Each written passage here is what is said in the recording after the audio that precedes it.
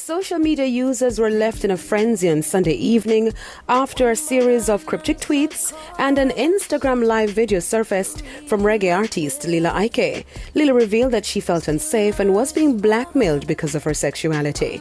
During her Instagram live, she added that the pictures of her and a female companion are at risk of being exposed. Now, in this series of tweets, she also stated that she was molested and raped.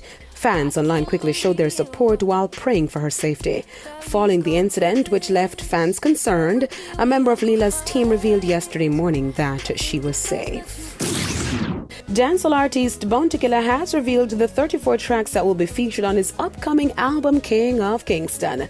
The warlord posted this photo of the track list and noted that, quote, track list, get familiar and more loading. Producer and music distributor Johnny Wanda also posted the album track list with his caption, quote, King of Kingston, 50 for 50, 50 songs for 50 years on earth, tagging Bounty Killer, end quote. King of Kingston is Bounty's first studio album in 19 years. In September, Bounty Killer revealed that the long-awaited production would have at least a record-breaking 30 featured artists, including Grammy Award-winning dancehall artist Shabba Ranks, plus Dexter Daps, Vybz Kartel, Busy Signal, and a slew of others. The album is scheduled for release in December.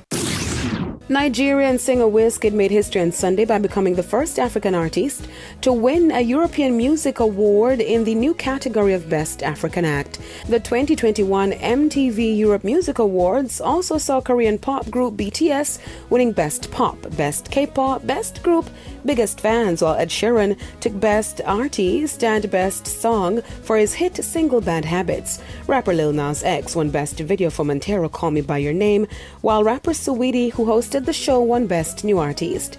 Nicki Minaj took home the award for Best Hip Hop, and Doja Cat and SZA won Best Collaboration.